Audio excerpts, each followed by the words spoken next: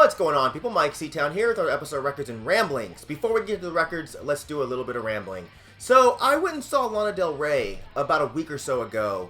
I'm not an obsessed fan of hers, but I do really enjoy her music, and I actually thought that it'd be interesting to see her live for a while, so I'm glad I finally got the chance, and she was really, really good live. I was especially surprised at how great her voice control is. Like, she sounded great.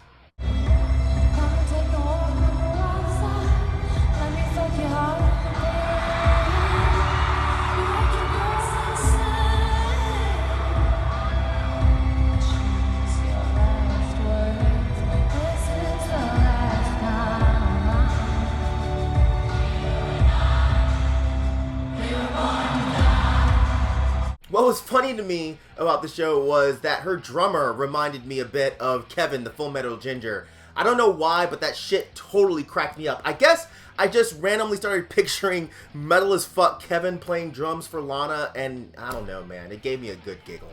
What was really cool about the show was I got to meet up with Myke, a YouTuber that I watch all the time. Yeah, he was in town to see the show with his daughter. So yeah, man, we talked for, I don't know, about an hour or so, just about music, the old scene, life shit. So that was great. I didn't think to take any selfies, cause I don't know. I just didn't. So yeah, that's it. Yeah, let's talk about some records. The first one I'm going to show you is ABC Diabolo, Last Intoxication of Senses. ABC Diabolo is a great German, crusty, grindy hardcore band. I did a review of their second album, Give Rise to Doubts, on my channel, which is a fantastic record. This is their debut album, which is just as good, but it's a little bit different. But yeah, I think these guys are super underrated. The way they wrote songs, the riffs, the time changes, just all of that is just awesome, man.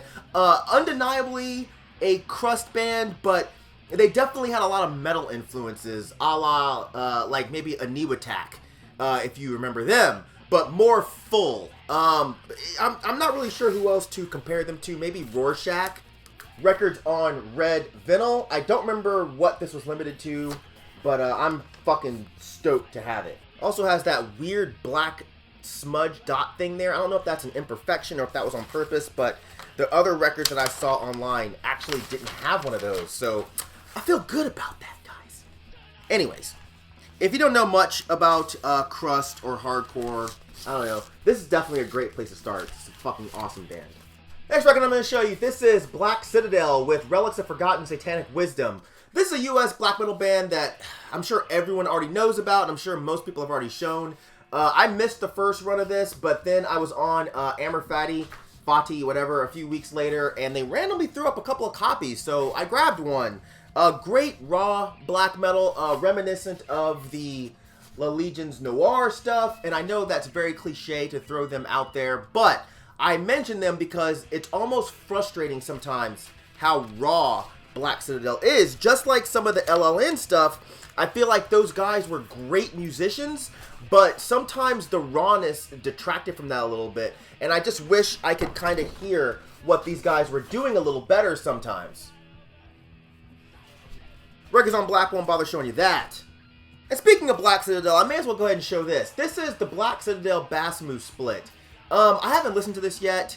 I just wanted to show it because it sold out pretty quickly, and I know a lot of people wanted it. So I wanted to give a heads up that as of recording this video today, Van Records still has copies. So if you want one, go grab it. For me, anything Basmu does so far has been just fantastic. So it was worth it just for them. But yeah, it's a record on Black, and it comes with this nice insert here. But yeah. Next record I'm going to show you, this is Death Grip's Government Plates. I actually got this at my local record store. If you can't tell by looking at it, this is a bootleg, a Russian bootleg, which I was cool to get because I missed out on the original run of these, and now those motherfuckers sell for like $200, which is just stupid. Some more flipper fucking bullshit. But this one time, I feel like the Russians were cool with meddling and shit. But I reviewed this when it came out. It's on my channel, so I won't go on and on about how it sounds, but I'll just say that I actually like this a lot more now than I do when I reviewed it 4 years ago. It has a really strong electro feel to it. Nothing super different than their past releases, but I don't know, it's still pretty cool. It's on this kind of, I don't know what that's, like a lilac, lavender-ish color, lavender. I don't know, yeah. It's really cool to have. I paid about $17 for this. Much better than paying $200 for this. It sounds okay. I don't know. The fucking annoying thing about this, the record doesn't even fit inside of the sleeve at all. So, yeah, Russians, do better, motherfuckers. And if you're Russian watching my channel, don't get your little furry pants in a twist. I'm totally joking. Yeah, go drink some vodka and chill out. Next record I'm going to show you, this is Ethel Meserve with the Milton Abandonment. Ethel Meserve was a great Midwest emo band from the 90s. I believe this came out in 98, 97? No, yeah, 97 this came out. But yeah, this was before emo was a dirty word. Back when bands doing the emo thing actually had some substance. But this band was only around for a few years. They released a demo, a 7-inch, and this LP. And it was all great stuff. Especially if you like stuff like Christie Front Drive, or maybe like the more driving, heavier-ish parts of Jejune. Even if you like some of the earlier Quicksand stuff, I think you might like this. That kind of emo sound mixed with the heavier post-punk sound, driving guitars, passionate vocals that aren't overstated. But yeah, this actually sells for quite a bit of money now. And I don't remember where I got this, but I want to say I paid like $8 for it. And I think I saw one on Discogs going for like 60, which is just weird. But Records on Black won't bother showing you that. But yeah, I'm really stoked to have this. It's a great record. I need to pick up that 7-inch though. Next record I'm going to show you, this is Ritual Knife, Hate Invocation. This is a blackened punk band from here, from Atlanta, the ATL, shout it. I've seen them play live a few times. The person that does this band, I believe she was also in Slugga, and I saw them a few times as well. But I was surprised when Fallen Empire put this out. I thought that was a really cool thing. I've been really into this kind of stuff lately, the kind of black metal punk combination. A lot of the bands are trash, actually, but there are some good bands that do this sound outside of, you know, Bonal and Raspberry Bulbs and Cirrus. Horde Cross is another one that's really good. Cross Rots, another that's really good. But Raw Moon has always been my favorite of these types of bands. They're just fucking A1, and I really wish somebody would repress their demo on some kind of physical format. Anyways, back to Ritual Knife. This is really good, stripped down, kind of minimal, raw stuff here.